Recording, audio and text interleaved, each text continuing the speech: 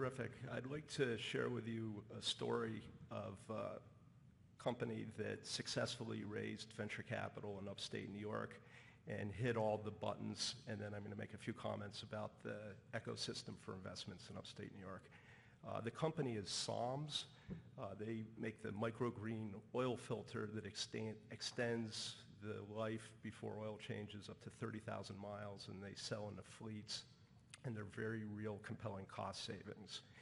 They got their initial angel round from Tech Valley Angels, the predecessor of Eastern New York Angels. They got grants from NYSERDA to do the technology validation that was done right here at RPI. They were able to get venture capital funding from two UVANY members, Advantage Capital and Rand Capital. Everything was going great, and then they hit the valley of death, which is something that all entrepreneurs hit. And it's that fine line between making it and not making it. And there's really no silver bullet except for to go through the desert and do everything you can. In this case, they did get a silver bullet in that they got private equity investors out of Latin America, of all places. And that was able to help them bridge getting AT&T as a client, and the rest is history. They're expanding throughout the U.S. and everything's going well. So I wanted to share that story with you, and some of the lessons that I learned is that capital comes from everywhere. They work the network. They leverage the resources of NYSERDA. They got the international capital for a small startup in upstate New York, and they were able to weather the storm when they are in the desert. You have to be lean for that period of time. Some other observations that venture capitalists like that made this deal attractive was they had the strong IP portfolio, the extensive tech validation, fully functioning prototype, differentiated technology, a large target market. Venture capitalists want to get a 10 times return on their money, so you have to think big. And with AT&T, they had referenceable clients. So that's one of my favorite success stories coming out of upstate New York. In terms of the investment ecosystem, I'm the executive director of the Upstate Venture Capital Association in New York, and we've been following early stage investments in upstate over the last year with CB Insights.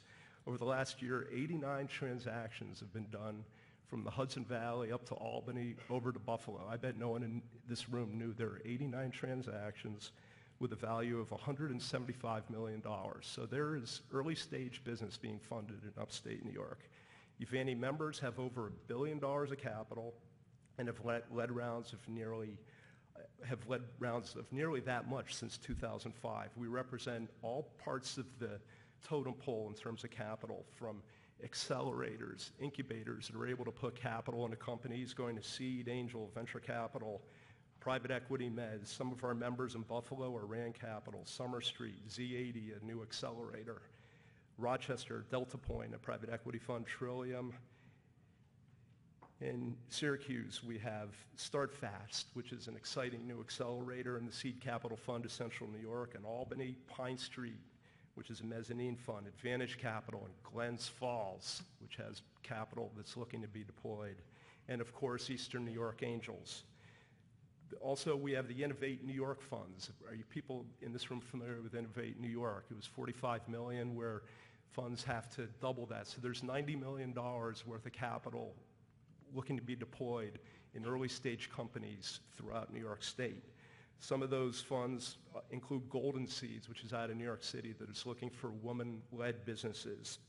Excel out of Rochester, that will clearly be the first money in. Stonehenge Growth Capital. So where do I see Upstate's place in the ecosystem? Clearly, we're the boots on the ground. You can't beat having a local investor lead around, and then oftentimes they can reach outside of the area. We have many investors in New York City that are UVANY members that are looking to do deals in upstate, but they like to follow on with the lead of our upstate investors. The other great thing about our investment community is they're geared up to do the small deals that oftentimes are the early stage deals in upstate. And lastly, we have world-class intermediaries that have offices all over the world and are probably best in class in the world. And I strongly encourage you to all work with the intermediary community. Thank you.